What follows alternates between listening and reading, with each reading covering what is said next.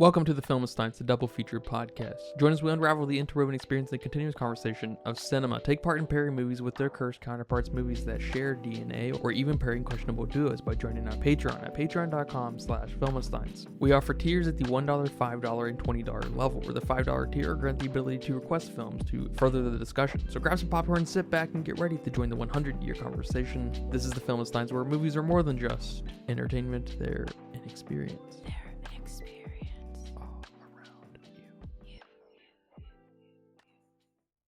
And welcome back to another episode of the Film Science. Thank you guys for joining us today. Today I'm joined by my wild friend, Lucy. Hello, everyone. You can join us every Monday, Wednesday, and Friday for brand new episodes of the Film Science. Some recent episodes include The Warriors, Godzilla Cross Kong, 2005's King Kong, 21 Jump Street, and Superbad. Remember to leave nice comments, thoughts, and ideas over on our Patreon at patreon.com/filmscience. Come right in. Come request a movie. Come subscribe for $1, $5, $1 million. Ooh. We appreciate all the support. Thank you guys very much. Are you stressed and filled with anxiety like I am? Maybe in a bit of pain from that car accident you had a few years ago? Well, the sponsor of today's episode, Hempville CBD, has us covered. They have the highest quality products created by chemists and doctors. Hempville carries everything from CBD to THC dispensary grade without those despicable dispensary prices. Order your Delta 8, 9 edibles and vapes along with the THCA flower and get free shipping when you spend $50 or more at hempvillecbd.com. Check out the link in the description for more details. But today we are discussing Dev Patel's directorial debut, his 2024 film, Monkey Man. I just wanted to start off by saying that this is the movie to beat for 2024 for me. This was a super surprising movie. I really liked the format, and I liked the not so subtle socio-political commentary, I guess, for the mystery of better words right now, because I'm very curious what you think of Monkey Man. I'm almost there with you. I mean, this was a really good movie, and I'm surprised this movie was at the movie theater. Like this type of movie, you know. I really liked all the action sequences, and I mean, this is a fighting movie. Despite what it's got to say, there's a lot of fighting in here that I really enjoyed. And I really enjoyed the simplicity of the story, because no matter how it's told or what else it has to say, it's still a very simple, good-natured story. But I was pleasantly surprised. It was a really fun watch. I don't think I've ever seen a pairing of action and what else is going on in such a simpatico kind of way, because of what this movie is fighting to say requires a little fight in the individual to achieve what's wrong, to fight modern evils. The first thing that really stuck out to me in this movie was the structure of it and how we're really dropped in the deep end and we have to piece together why anything for about 45 minutes probably, right? Yeah. It's super neat in that we're asking why at the same time he's asking why. He spends, these moments in the movie while we're experiencing it with him of him trying to get revenge, okay? But he's not just getting revenge on or for an individual. He's attacking the idea and representation of authority and oppression. And so it demands cinematically and culturally more out of someone to do this than just get revenge on his mom or even his community. Right. It's like when he's trying to get revenge, it's not exactly working out. He's not getting that revenge like he should be. He's obviously prepping for it. He's, studying his targets. He's investing in it. But just something's not letting him fully get the vengeance he wants, because he's missing that deeper connection to why he's even doing this in the first place. So let me tell you a little thought I have of the early through line of why. It's an internal civil war of frustration with one's place in the world and not understanding that the pain is from ripping one from their roots. And yes, that is literally depicted in the movie, but even more explicitly shown through the division between these like elite authority type folks, the face of India, I guess, here, and the rest of the people. Yeah, I think there's one line where he says, in this city, the rich don't see us as people. I think he's telling that to his little friend, Alfonso. What did you think about the Hanuman, like, through line of him being our monkey man? Yeah, I'm not sure I got it 100%.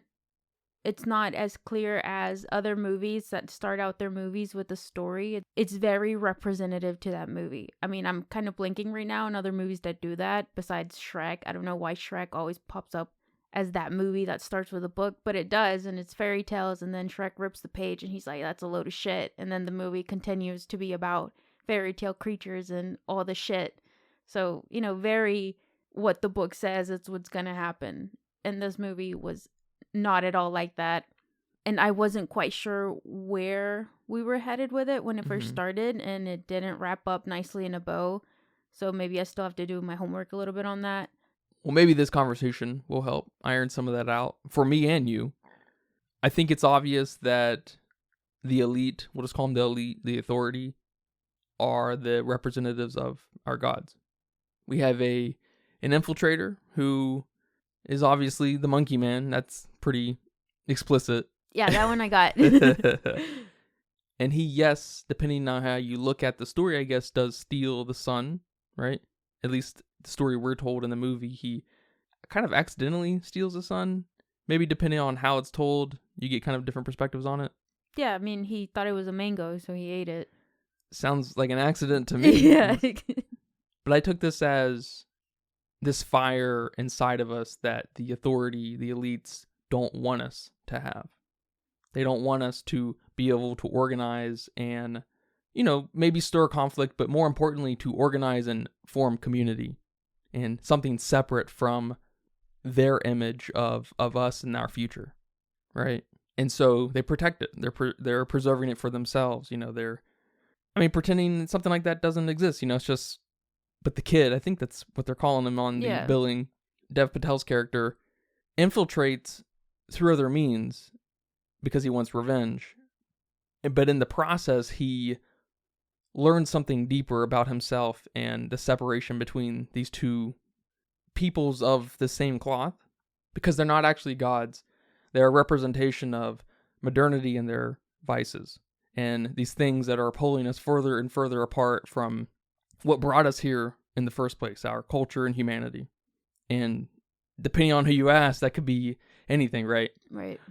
Today, modernity intersects with that a lot, and that, I think, is kind of the defense and cry that Dev Patel is trying to demonstrate here, that there almost needs to be this like separation of state and church thing happening between culture and modernity. And he learns this without explicitly learning it. There's no textbook, right? But he gets that perseverance and fire inside him to truly do something about it. And that's attack the heart of this corruption that has turned into manufactured corruption.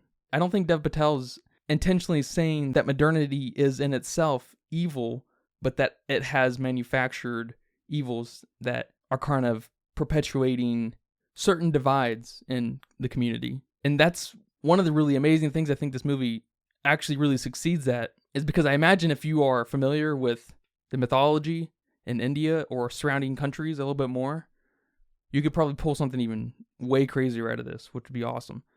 But there's something very just human about it, and that will forever exist because modernity has always, I think, been kind of a bully for what was already there. And whether it's good or bad, you can never really say, but in retrospect, right?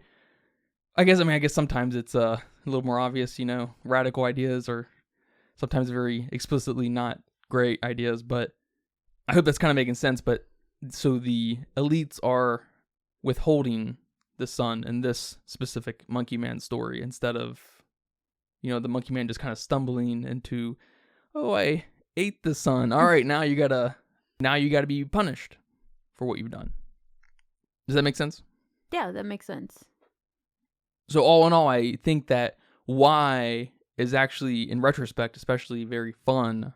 of why any of this was happening in the first 40, 45, 50 minutes, because we're kind of sharing this space with Dev Patel's character and learning it for ourselves that problems and the lack of simpaticoness kind of exist and are hurting and increasingly dividing us. How did you feel about the pacing in that first 40 whatever minutes it was when we're trying to find out why he's doing anything he's doing? I felt like some of the flashbacks were maybe a bit too much, too long. I know they were trying to establish the chaoticness of our character, and even with that, there were also a lot of like camera angles and maybe perspective switches that were also a bit too much. Yeah, the editing and cinematography were over the top throughout the whole movie. That's actually pretty wild, which I love, actually. Fighting in movies suffers from bad editing a lot. Yeah. It's hard to capture, I get it, especially when you don't have great choreography and actual fighters doing their thing, right? Mm-hmm. Not that it's a pass, but it's something that I can just glaze over because it's so just bleh. The editing here is awesome. I don't know why but I will say the flashbacks were a little too much. I agree. We should have had those first couple setup ones to kind of establish, these thoughts in his head, but don't show us too much and then give us the reveal later and be like, oh shit, he killed his mom and stuff. It'll be really cinematic and dramatic in that way. Yeah, I wasn't sure if it was like supposed to represent a little bit of his obsessiveness with it. I mean, I think it exactly was. I think it was supposed to keep us on track that there isn't a greater point here within him right now. Mm-hmm. And he's going to learn, that he can fight for something bigger than himself, including himself, right? But was it a little much? It's hard to say, right? It's really hard to say. I can't imagine them not being there.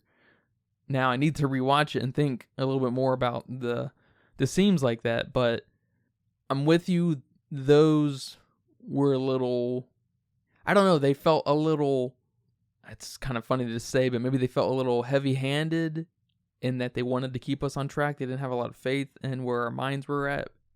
And in retrospect, you can almost excuse it a little bit because they set you up for something that's unlike the second half of the movie. Mm-hmm.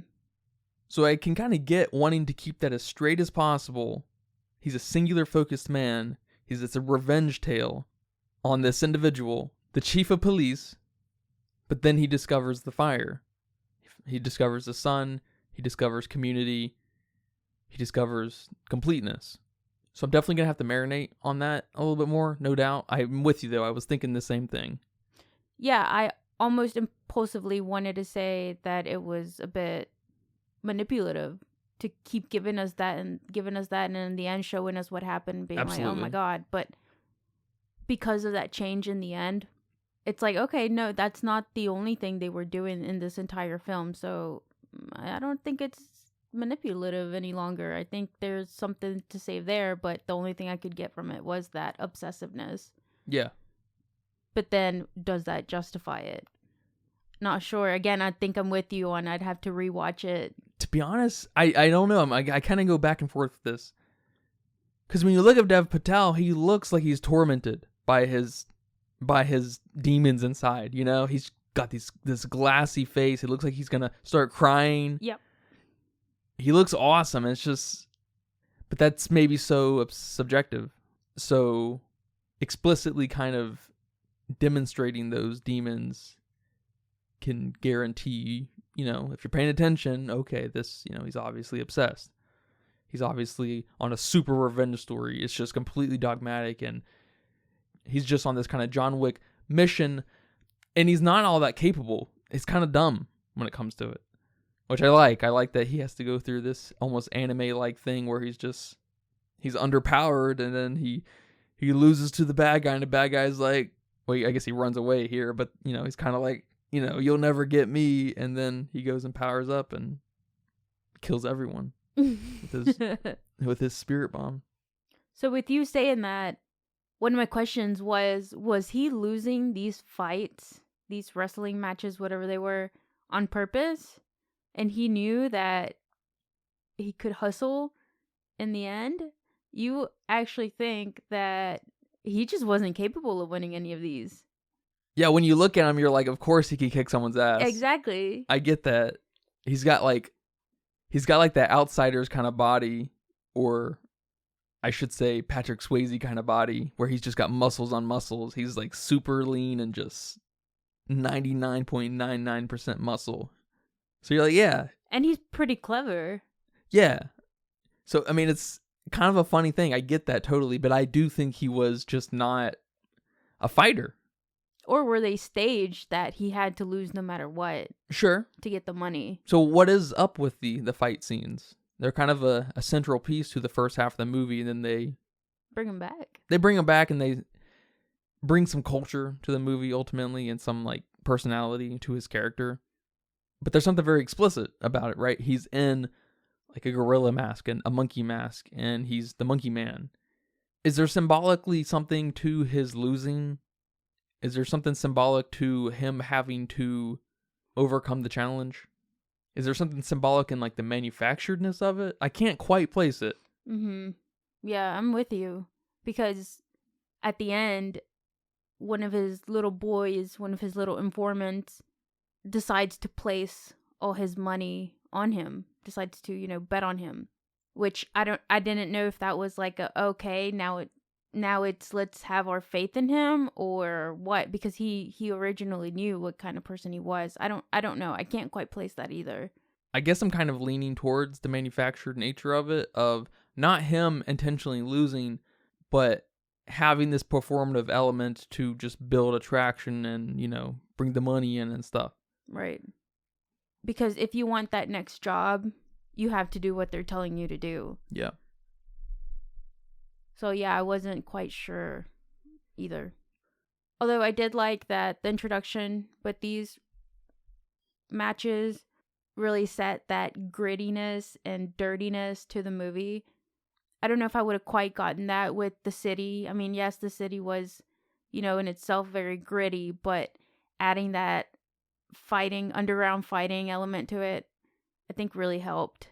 And also in the beginning, first half of the film, it helps separate itself from like a secret society type thing, because he seemed to be well connected with all these people, and grounding it in a performative event like this, underground fighting, people come and bet, and it's just, sports.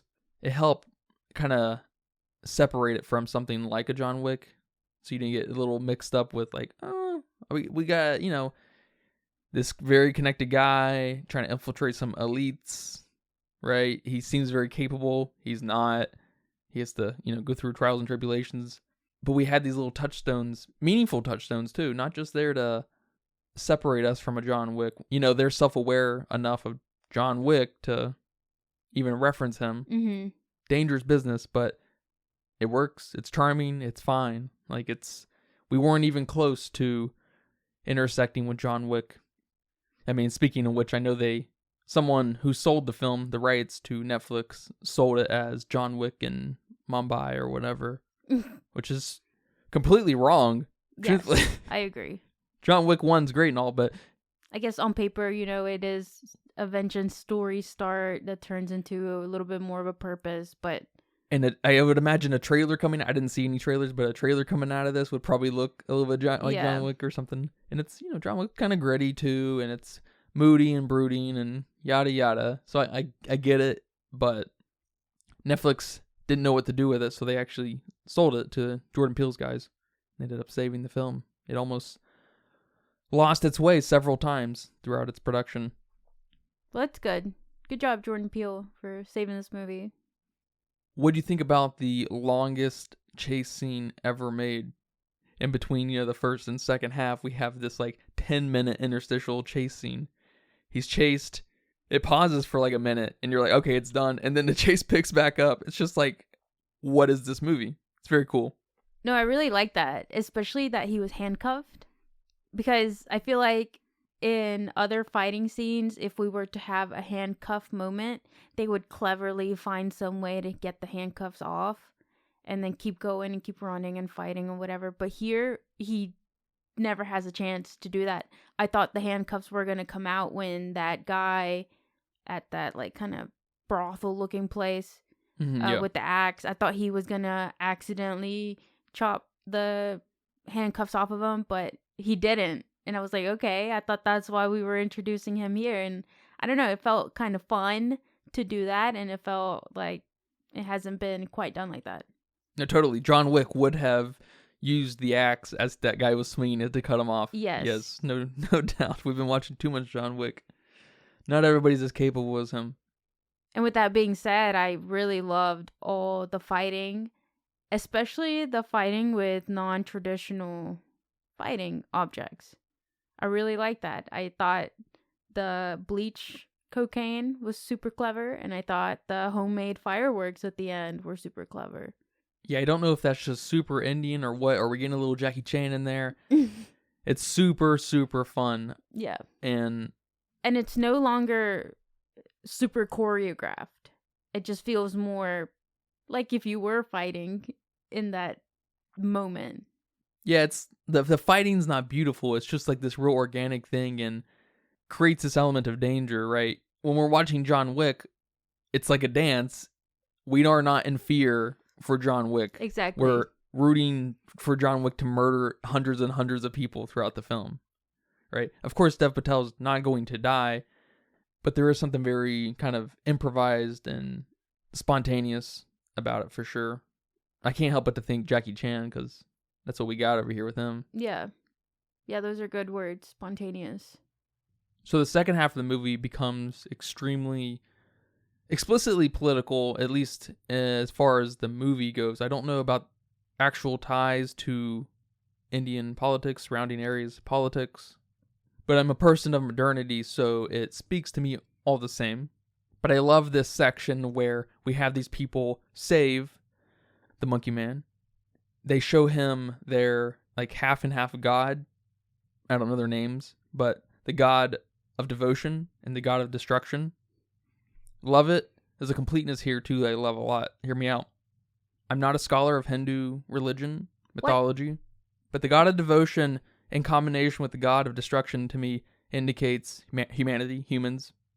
And I love that there's this like community, church-like structure of, I guess, trans folks, because there's a interesting completeness there that I would have never guessed to ever happen in my life of watching movies, but there's this representation, literal representation within a human of male and female, all in one. There's a completeness here of all of humanity in an individual, and there's several individuals, because you can't have a community of one. So there's this community of trans folks who take the Monkey Man under and care for him, and he trains there, and it's a great scene, him punching the rice bag and stuff. It's all real fun. But it got me thinking, okay, the god of devotion and the god of destruction. So what does the god of devotion and the god of creation look like? And to me, it looks like enlightenment and togetherness, which looks like culture to me, which help kind of shape the Monkey Man's fire, which we literally see him opening his chest. It's very cool. It's very fun, very over the top. With the background of the completeness of the human form through trans people is a monumental moment, I think, in storytelling. But it also got me thinking, okay, God of devotion and God of destruction. Okay, we have that. God of creation and God of devotion. Okay, we have that. What about God of destruction and God of creation together in one? And like, okay, that sounds like traditional God. That was Jesus Christ. Or his daddy, at least. But that literally is authority. Letting what can and cannot happen. Which creates control and fear. Which we see manufactured right before us with the chief of police and the guru guy. Baba, what's his name? Is his name Baba? Baba Shakti. And therefore I was very like, is there a trifecta of interest here in the Hindu religion? I don't know. Again, I am not a scholar of anything on India, truthfully. But there was this completeness forming in this movie that sells everything from every angle. Because up until the end of the first act, there is this groundedness and, okay, this could be a real situation, not so metaphorical or allegorical. But when we're introduced to the half and half God, half devotion, half destruction, I'm like, oh, okay. Backed by trans folks, oh, here's our completeness. Oh, here's our purpose. Here's our shaped and molded fire. Here's the war against culture and modernity. Yeah, that's very well thought out. I did not put that much thought into all these gods and stuff. You know, I'm even worse than you are. At least you know some of these things. I don't. I don't know. I just don't. But what I do know is that it was such a beautiful representation of saving and finding this overall purpose to not only save the poor, but to save the different, to save these trans people, to save even, you know, his girl that we kind of get a little hint of. All these, you know, girls who are there, they're prostitutes. Maybe most of them don't want to be there, but feel like they have to be there. And he's just here for the fight of life. He's here for the fight for what's worth living for. Exactly. And what I also really liked is that we have something kind of taboo, such as trans people, and not making it this agenda, not making it almost gross to be fighting for or against. You know, I personally don't care what you are, just be, you know, a decent human being. But nobody was fighting to open your eyes about anything. It was just so well done. So classy in a way. I don't know. And I'm sure there's a more religious or different kind of meaning behind the trans in other cultures, especially here. And I, again, don't know much about that. That is probably something that's going right over my head that maybe I should look a little bit more into and maybe applying it here to the movie.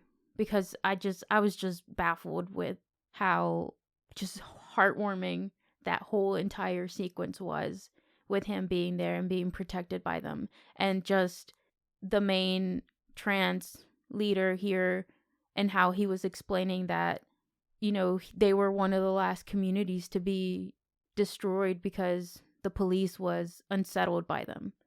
And just hearing him say that was just it was just weird and cool and just awesome. Especially that whole training session. That was pretty cool. Yeah, no, I totally agree. Especially from what I gathered from it, there's something symbolic about the trans person. Yeah. That's very neat. And at the same time very classy, like you said, in that it's not agenda driven. There's something deeply symbolic about them, in that they are the middle Venn diagram section of what humanity has to offer on the basis level. Yeah. I mean, through the perspective of this Monkey Man story, they are perhaps the truest form of humanity, representing both sides. It's kind of funny to think about, you know, Dev Patel's hitting the sack of rice with his shirt off, and he's directing these people to like ooh and awe at him. That's funny.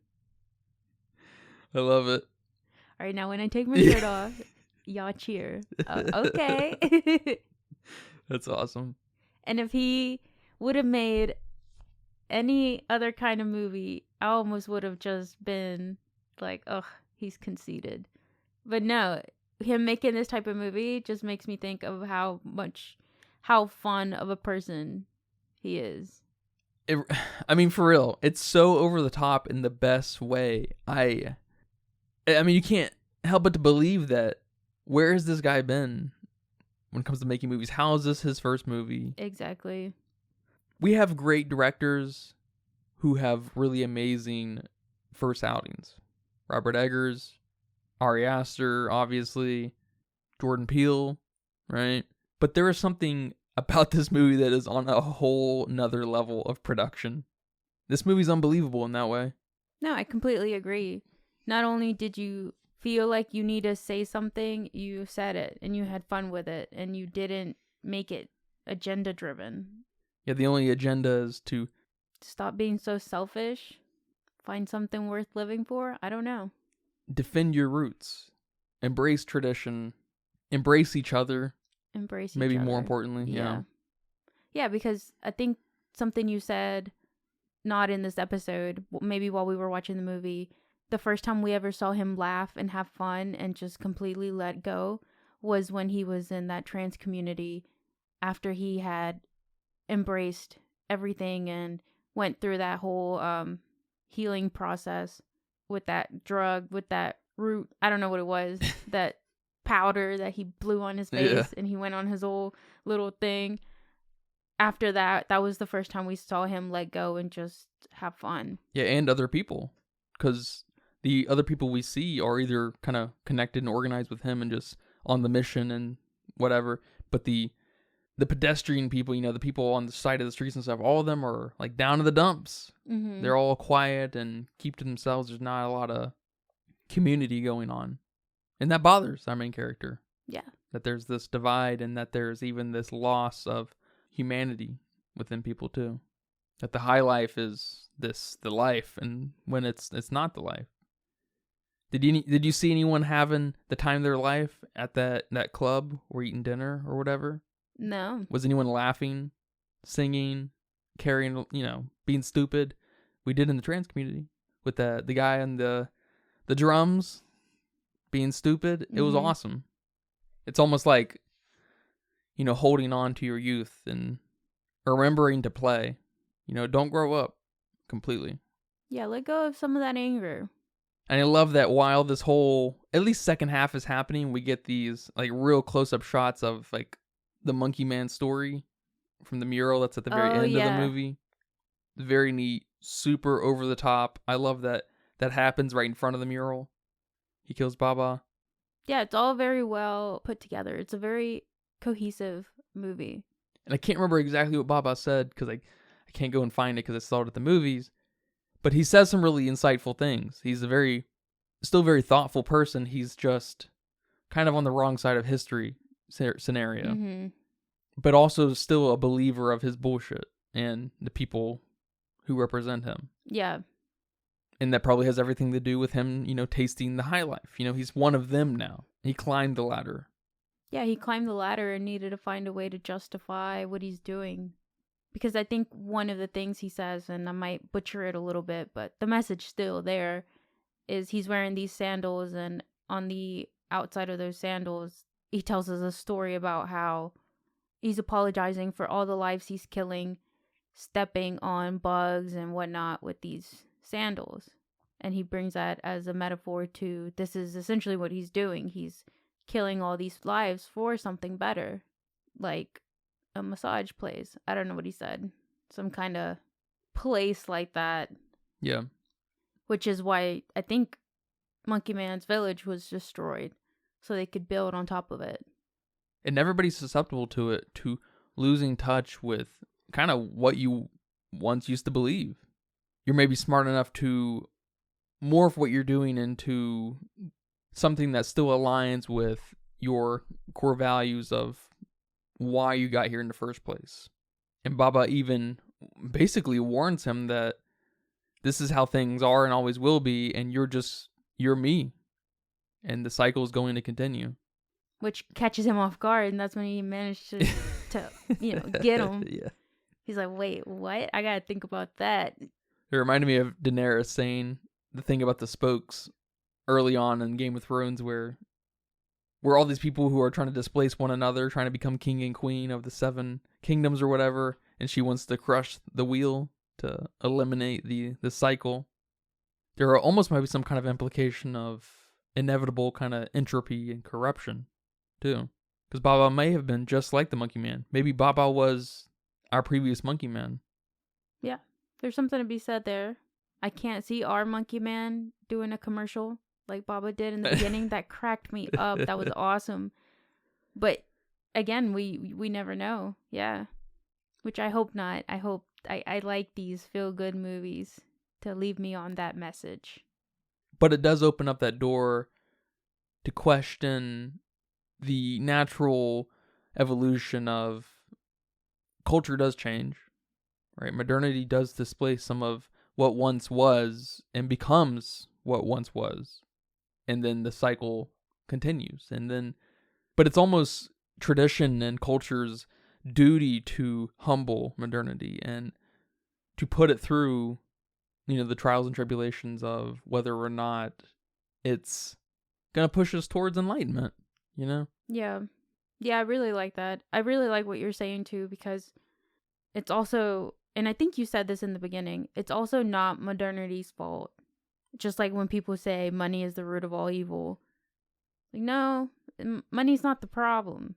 Money can be very, very good, very useful. It can serve a lot. It's just back to the traditions, back to the fundamentals, back to your principles and your morals. And how much you've let these little nuggets of corruption kind of take hold in you. Yeah. Right? Because it's the old adage of how much our demons have control over us, right? Babadook, right? Babadook? There it is. That's what the whole movie's about. That's what it is. And we've all experienced that in some way or another. Because the old new adage of today is you either die a hero or you live long enough to see yourself become the villain. Batman. Damn. I think that's Batman, right? I don't know. I thought the motto of today was be or not be a Karen. Damn. I've never heard that. I haven't either. I just made that up. Oh, that's funny. I guess before we wrap up here, I want to mention 2 of my favorite scenes. The first one is when he teaches the dog to bring him the gun. That was awesome. That whole montage was really fun, and just what a great use of a dog. I mean, totally. And even that girl saying, yes, like, don't feed it because it'll come back. And I had a thought in my head, maybe he didn't know that. And she said that, and he was like, really? Okay. Genius. Yeah. Knew exactly what he was going to do. That's what kind of went through my head, that maybe he didn't know. That's funny. Yeah. I mean, yeah, that just brings his personality to the front, that he's just this giving person. He's going to, of course, feed a dog. He's going to feed someone who's hungry. And then this girl's like, well, it's going to come back. He's like, wait, I have an idea. So, yeah, I like that. I like that thought. And my other favorite scene, which was just so well done, everything, how it was shot, the cinematography, the score while this was playing. I mean, everything in the scene was just complete awesome. And it was when they stole Queenie's purse, and that blind man was running into her and stole it and then threw it and then that was awesome. Tossed up. And oh my God, that was awesome. I don't know if I've ever seen anything like that. It was so cool. I was just enjoying watching that whole sequence. I don't know. I probably had like this stupid grin on my face. One of my favorite over-the-top cinematographic moments was when we were getting the shots through these like reflective little party circles when he was doing his final action sequence. I couldn't believe what I was watching. It was so awesome. And I haven't seen many like Indian films. And I know Dev is not like proper Indian. He's of Britain and well-traveled guy of, while being young and going to school in different places and stuff like that. So he's got a lot of different perspectives on different Indian cultures, probably, including his roots and stuff. Probably, obviously. I'm sure he's very much connected to where he's from. Be kind of ironic if he wasn't.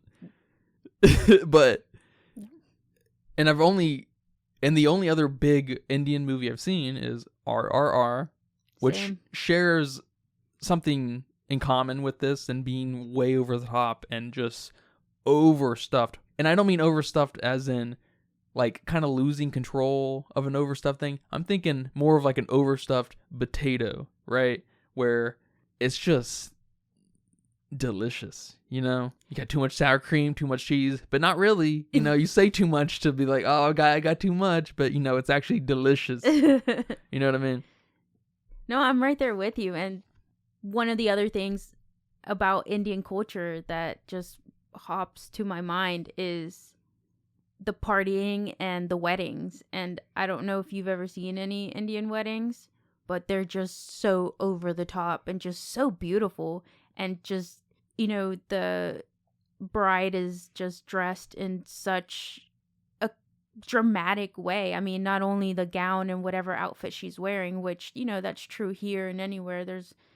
That's the most important thing to the bride is her dress, but also all the jewelry, all the decorations, all the piercings, all the head thingies. I mean, it's so dramatic and over the top in a fun way, in an appreciative way. And I feel you. RRR is also one of the only Indian movies I've seen. I'd have to go back and look really, but at least that's the most recent one I've seen. And there's something there about that extraness that just fits. It fits a big message, right? Yeah. It fits something like colonialization or oppression, right? They're matching it, marrying it with something just as big symbolically helps sell it a little bit more, Yeah. and it's very fucking neat. I also like that his forced friend, Alfonso, place in this. He just was being friendly. No one likes him. Dev's character's like, I'll be your friend, but he's using him sort of. And then he's got that crazy 3-wheeler car that's got nitrous. It's so over the top. It's so fun. I love it. It's awesome. This movie's awesome. This is, for me, the movie to beat this year. Yeah. I'm with you.